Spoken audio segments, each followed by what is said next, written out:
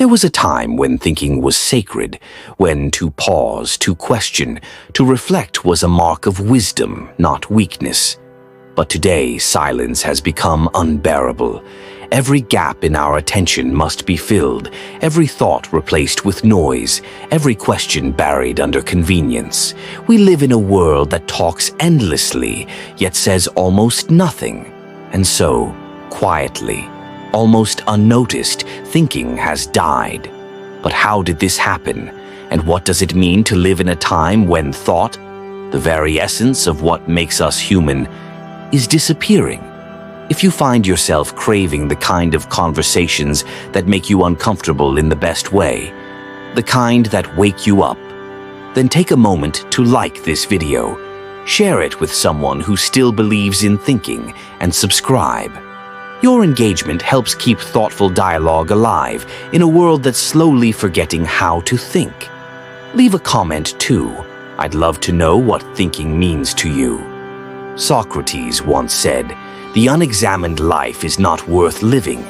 To him, thinking was not an intellectual game.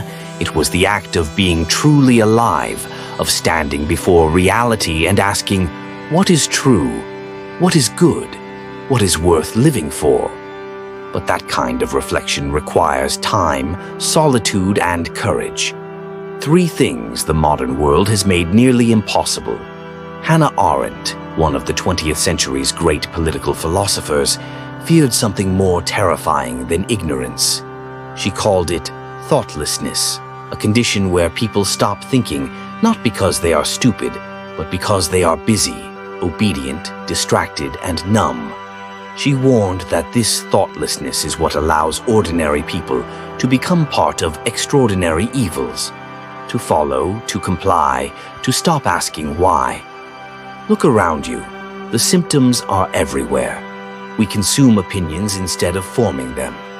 We react before we reflect. We scroll endlessly, not to learn, but to escape. Every second, the world screams for our attention, and every click steals a fragment of our awareness. In this economy of distraction, thinking is not profitable. Attention is. The result? A population that is informed but not wise, connected but not awake, speaking but rarely thinking. Arendt believed that thinking begins in solitude, in that private space where the mind dialogues with itself. She called it the two-in-one, the thinker and the self in conversation. But today we've lost that inner dialogue. We fear being alone with our minds because silence confronts us with questions we can't answer. Who am I? What do I believe? What if I'm wrong? And it's easier, so much easier, to drown those questions in entertainment, routine, and endless scrolling. But here's the paradox. When we stop thinking for ourselves, someone else will gladly think for us.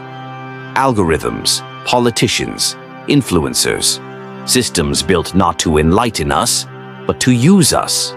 Socrates was executed for asking too many questions. Arendt was exiled for thinking too freely. History shows us that the world rarely welcomes those who think deeply because thinking is rebellion. It disrupts comfort. It breaks illusions. And maybe that's why modern culture, beneath all its progress, quietly fears the thinker. We've mistaken speed for progress, confused visibility with truth, and traded wisdom for convenience. But here's the question no one wants to ask. If the mind is always reacting, when does it ever create? If everything we think is an echo of something we've consumed, is it really thought or just repetition? This is the true death of thought. Not when people become uneducated, but when they stop being curious.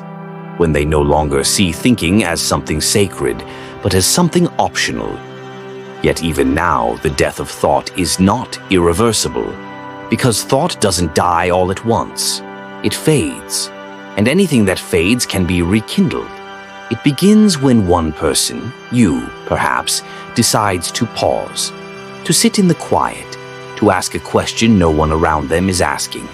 It begins when you choose depth over noise, awareness over distraction, truth over comfort. The world may not reward you for thinking, but it will change because you did. So, before you close this video, take a breath, turn off the noise, ask yourself one question that scares you, and dare to stay with it. Because thought in its purest form is not about answers. It's about remembering that you are still alive.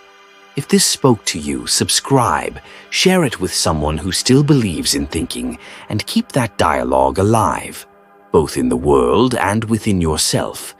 Because when we stop thinking, we stop being human. And to think, truly think, might just be the most radical act left